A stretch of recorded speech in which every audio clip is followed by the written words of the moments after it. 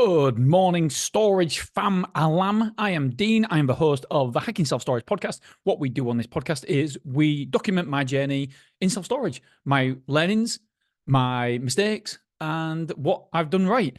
Today, we're focusing on a mistake I made. Yes, another one. But I do think it's more relatable, and just to let you know that everybody makes mistakes. We've never ever come across this sort of issue, this sort of problem, this scenario before, and I've got takeaways. And the idea of this podcast is to make sure that I make myself a better operator and the people listening better operators as well, so we can all collectively learn together. And it's something that I've learned, so I want to share it with you. Yes, it doesn't show me in a great light, but not many of these podcasts do. So, right, let's go on with it. So we open Mansfield. Mansfield, raging success, amazing site. Don't get me wrong. Again, there's lessons to be learned from opening a manless site now, but we've done amazing. It's done amazing. We have nearly 15,000 square foot, or did have nearly 15,000 square foot in 6 months, which is incredible. I mean, I never, ever expected that. My aim, smashing out of the park aim, was to have a 17,500 square foot in 12 months. And I thought that was unachievable, unattainable. And we're so close to being there after 6 months. But we have lost this one big customer. We lost 3,000 square foot. Or, as we speak right now, we're in the process of losing this one big customer. Now, what I'm going to go through now is tell you exactly the amount they pay, what price per square foot, why they say they're leaving, and then tell you the reason I actually think they're leaving. And then we're going to talk about my defense, why I suppose we charged the way we did, but also learnings, education. What have I learned from this? So we lost around about 3,500 square foot over a period of 2 weeks. We lost £1,000 square foot last week, and we're gonna lose 2,500 square foot this week. It makes a difference of £6,000 a month to my cash flow. When I got the email through, I was like, oh no, £6,000, 72 grand a year, just gone, whoop, like a poop. It's gone. Just gone. I was like, Argh. And they actually pay here. I've got written down. They pay £20.57 per square foot. There's no insurance either. So the rent is £20.57. So remember that. They're paying £72,000 a year, £6,000 a month. And their rate per square foot, their rent per square foot, is £20.57. Now, in the north, for you guys listening in the south saying, wow, that's cheap. That's not cheap. For 3,500 square foot, that is not cheap, my friends. That is really, really expensive. So put a pin in that. Right. They are also very bad payers. It's supposed to be an insurance company. So what happens is when there's an insurance claim, and apparently there was quite a lot near Mansfield at a time, they've got to take their stuff out of their said house or whatever and store it somewhere. So they need somewhere to store it. They first rang us up and wanted 1,000 square foot. Put a pin in that as well, because that matters. We obviously was like, whoa, hey, right, let's do it. And was we aggressive with the pricing? Yes, in hindsight, we was too aggressive with the pricing that we offered them first of all. But it was a good rate for us. And so when there's cash on the table, you're thinking, yeah, let's take it. But in hindsight, probably a little bit too expensive.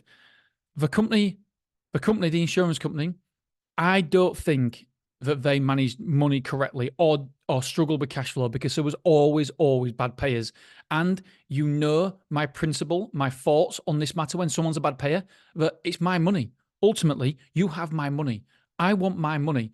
And I always believe he who shouts loudest gets paid first, or gets paid. And if you don't get in contact, like at Wrexham, the previous owners never ever chased somebody for payment. And so when we took over, we chased for payment. People was upset with it because they aren't used to it. We had people who hadn't paid for 6 months, 7 months, 8 months, and they said, well, we'll get it. The previous owner knows he's going to get it, so what's the problem? We just pay when we want. No, that's not how a business is run. And so we have a really dialed in debt procedure. And our debt procedure, I would say it's right up there with the very best. Me and James have a meeting on Monday regarding our debt procedure because we're going to make tweaks here and there. Not necessarily because of this, but we are very, very good with our debt procedure. Our debt ratio is under 1% of turnover. When I say this in the mastermind in America, or when I look at what other people are doing, it's unheard of. 3% is counted as good in America. 3%. Like, no, that's not 3% ain't good enough. And so we have automated messages that go out from the debt team, texts, emails, phone calls. They're not automated. We've got to do them ourselves. At the minute, AI is coming along. We can do all of that for us, hopefully, in a year or so. I don't know. Maybe. I don't know. Anyway, so we have a real dialed in debt procedure that I love, but it is fairly aggressive. So what they said is they was a week late for £6,000. So I can't remember how many times we contacted them, but it'll been about 4 or 5. Maybe not quite 4 or 5, 3 or 4. Ringing, emailing, whatever it may be. But they said that they can't cope with us chasing like we chase. I'm like, what a rubbish reason. What, you're an insurance company. You're not even paying for it. You're not even paying for it. Somebody else is paying for storage. And so you're getting the money for the storage anyway. And so I never, ever believed, I said to the team, that's not the reason. There is no way that is the reason. What I believe the reason is, I think we were too greedy. I think what happened is, because there was never bad payers when they was paying at half price. So when they was paying £10 per square foot. And so when the first came in, they're like, this isn't too bad because you get 3 months half price. Oh, we can pay 3 months, every single month for 3 months, want a bad payer.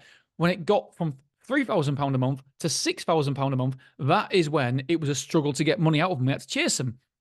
Rightly so, by the way, rightly so. The team asked me, do I think we made a mistake by chasing too hard? I don't think we did. As soon as you're over, then we've got every right to chase you because whatever reason that standing order didn't go out, it didn't have the money in, but where it's standing order, direct debit, or by backs payment, card payment, then the money didn't go out of the account because there's no money in the account. And so that's straight away, it's a worry for me. And obviously with us, we always got cash flow problems. Always, because I'm bloody open. I put in 2 offers. Do you know what? I put in 2 offers for different sites. And my wife said, how are you going to fund it? I was like, don't worry about that. We don't worry about the funding yet at the minute. And so I've got a meeting. I'm recording this on Monday, but I've got a meeting on Tuesday with the accountant and Dan Bradbury. And we're going to the bookkeeper and we're going through cash flow forecasts and accounts. And I genuinely would be normally hating that, but I love it. I can't wait because I want to get really dialed into the numbers so I know exactly what's coming out, what's coming in. The cash flow forecast for the next 12 weeks should be absolutely spot on. And then after 12 weeks, 3 months, it gets a little bit hazy because you're making guesstimates of what you're going to do, etc. But we're pretty good on it. We're pretty hot on it. We pretty much know with self-storage what we're going to take.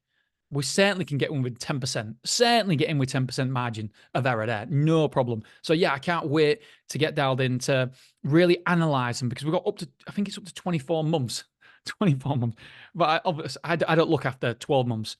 I want to know roughly where we are up to 12 months. But after the 12 months, it can be night and day because obviously we could have more sites. We could have, I don't know. Who knows what's going to happen around the corner. So anyway, I personally think that what happened was, and by the way, this is my fault because I'm the guy who should be questioning what we sell things at and overseeing things, and we think we're doing good by getting the money in, getting that £6,000 a month, but we're also making ourselves. It's not going to be a long-term customer. They're not going to be a long-term client paying that sort of money. They can rent their own place for less than that. So it's crazy. I always remember the lesson my dad taught me. I was a salesman, and I was honestly really good. I was a really good salesman on this caravan site for my dad. And there was me and the sales manager. And the sales manager, he was a very aggressive with loans. Because we used to get commission paid on our loans and we used to charge a big amount. And so, but we used to get a big commission. But then I was getting a commission. So then I thought, oh, my dad's going to be so excited because my dad's getting a big commission as well. My dad's getting a bigger commission. And I was like, and Scott, the salesman, he said, don't tell him yet. Let him find out. He'll celebrate. He'll be amazed that, let's keep it a secret. So we did it for, I don't know how many months, but we was doing these massive high interest rate loans, working with this other company, a third party company. And they used to send us presents and toys because we were doing so well. Presents and toys. I mean, toys like days out and stuff. So toys for blokes. And I thought we did good. And then my dad came one day and was going through the figures because my dad never directly looked after my site because I was there. So it was a conflict. So somebody else looked after it. My dad came and we were going through the books one day and he goes, all of a sudden, what the hell is this? And I thought, here we go, Scott. Here we go. We're going to get pats on the back. Well done, son. Brilliant work. And he goes, what have you two been doing? And he said, them people who bought that caravan are never going to be able to afford another caravan until they've paid off that caravan. That means that out the market, because it was 10-year terms, they're out the market for 10 years because the majority of them 10 years, they're going to be in negative equity. We called it neg-egg, which basically meant the value of the caravan will be less than the overall amount owed. So you're in negative equity. So if you was ever to buy a caravan, you would be thinking, oh, I'll put my caravan against that new caravan. Well, yeah, but your caravan is what it's worth now, plus the amount you own it. You are going to owe us £2,000, £3,000, £4,000. You're in negative. And so straight away, that caravan that you're going to buy is costing you more because you've got to pay off you've got to actually find the difference. And so you're in negative, and don't get me wrong, negative equity is quite common. You're in negative equity a lot of the time, but not for the majority of the time. At some point, you become in positive equity, like your cars. And we didn't do that. And my dad stripped us both down and gave me a lesson I'll never forget, that just because it's good in the moment, it doesn't mean it's going to be good long term. So short term, excellent, but long term pain. So we've got to be very careful here. So I believe that we charge too much money for them people. And to be honest, when I saw the money coming in, I was just like, oh, this is amazing. This is brilliant. This is amazing. Didn't really think about it. And that's on me. I didn't actually. And by the way, I'm sure £20.57 in extortionate. And there is defenses for us. The reasons why that we did this. It's because, first of all, they came with 1,000 square foot. And I remember being on the phone thinking, that's amazing. Well done. Amazing work. Amazing work. So the price per square foot. So straight away, I'm encouraging the price per square foot. So we're actually, as the sales team is thinking, oh, done amazing. Dean's so happy. Da, da, da, da, da. And so straight away, my fault, because I've set the agenda. I've set the tone. I've set the amount that we want to charge. And so, first of all, they came in with 1,000 square foot. They didn't come in with a 3,000 square foot, because if they'd come in with 3,000 square foot, they wouldn't be paying £20.57. It'd be a lot less. And then it kept coming in 100 here and 100 there. And because it was 100 here and 100 there, it was, well, what's the price of 100? All right, that's the price of 100. Let's give them a little bit of a discount. But because there was so much square foot that was taking extra, we could never really get to grips of it. So I don't really think it was massively our fault. It's none of the team's fault.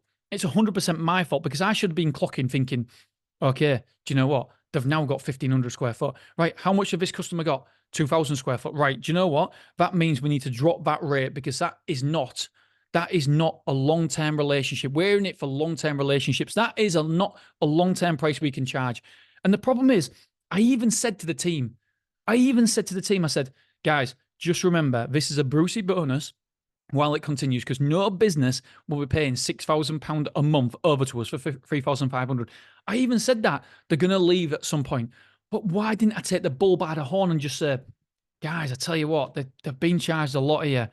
Why don't we give them it for £10 per square foot or £12 per square foot? That's a massive saving.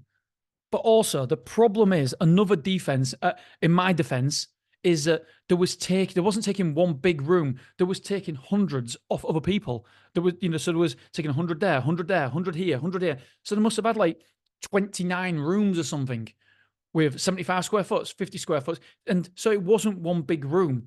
And the trouble is, we did have the ability to give them one big room in the back.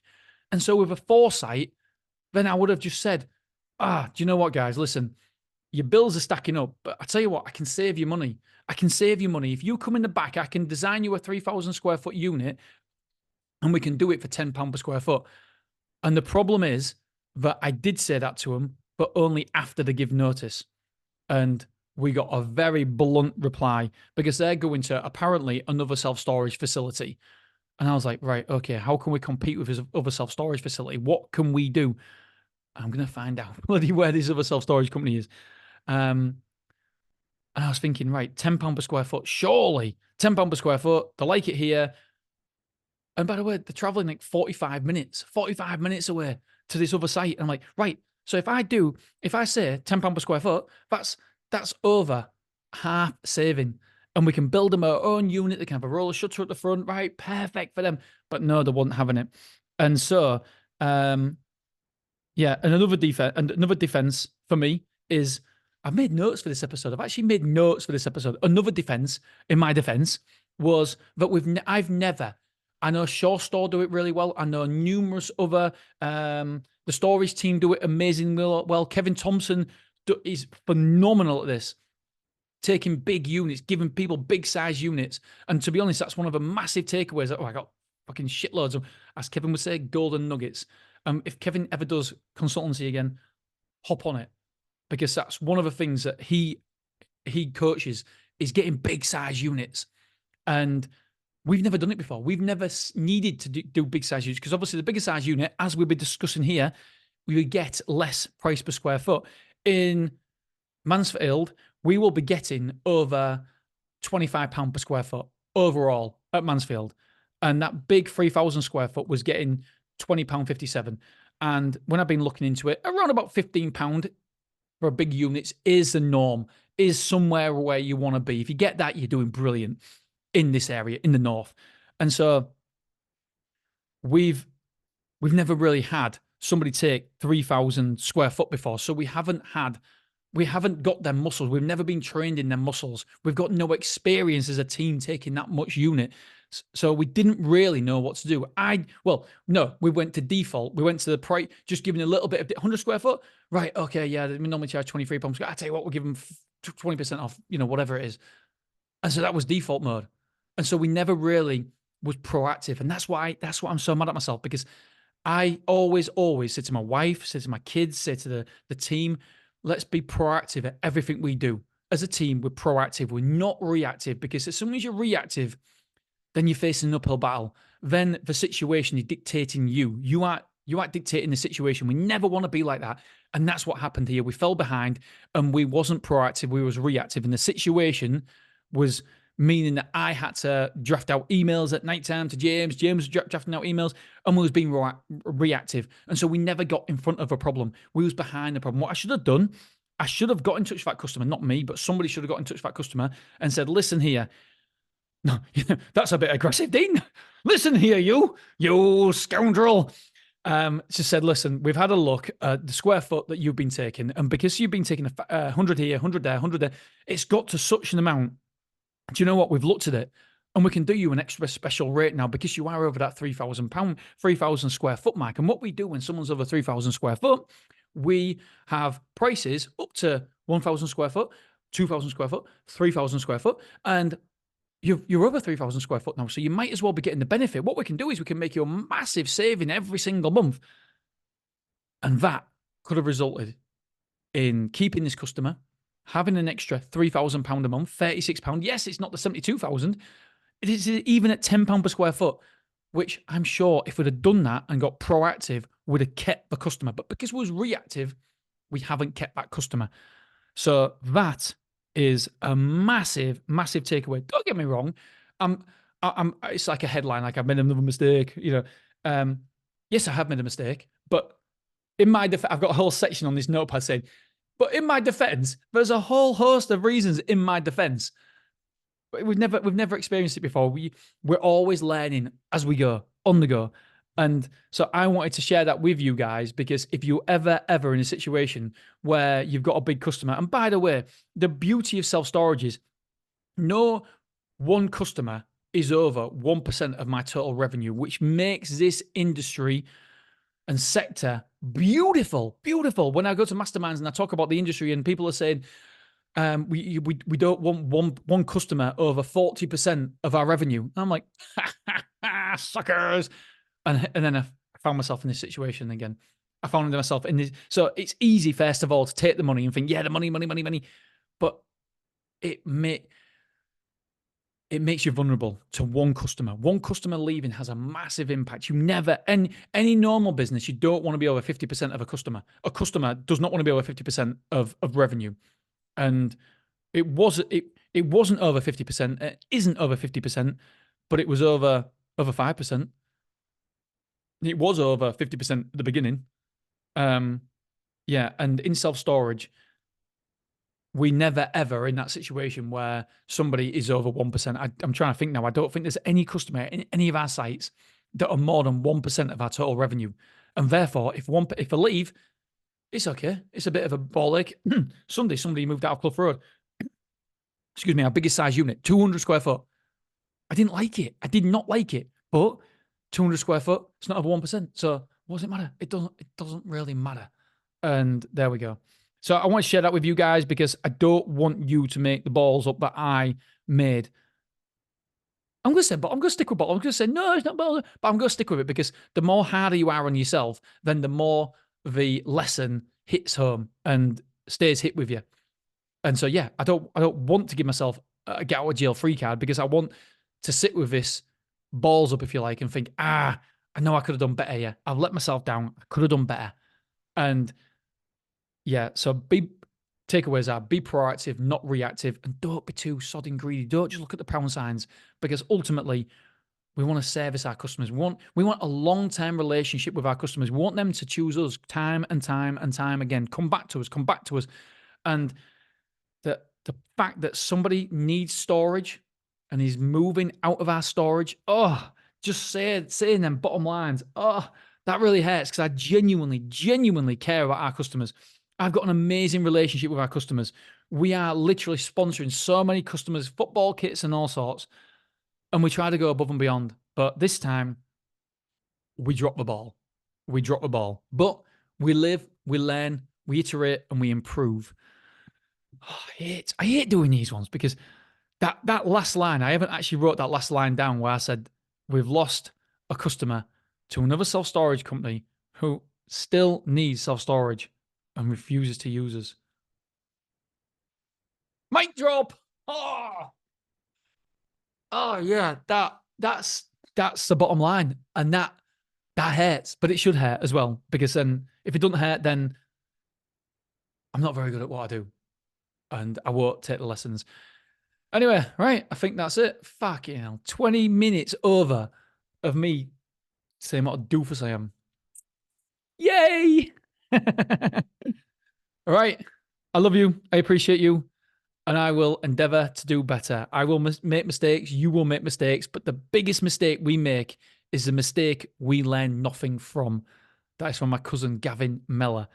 I'm sure he didn't coin it, but yeah, we'll all make mistakes and we continue to make mistakes. But don't sugarcoat your mistakes. Admit, own up, and learn from it. If you don't own up to your mistake, I always say to my wife, I said, listen, we're arguing, saying, you've made a mistake, I've made a mistake. What we go, let's move on. But I do think that you've got to sometimes simmer in your mistakes, and that's how we improve. All right, I'm going. See you Friday, kids.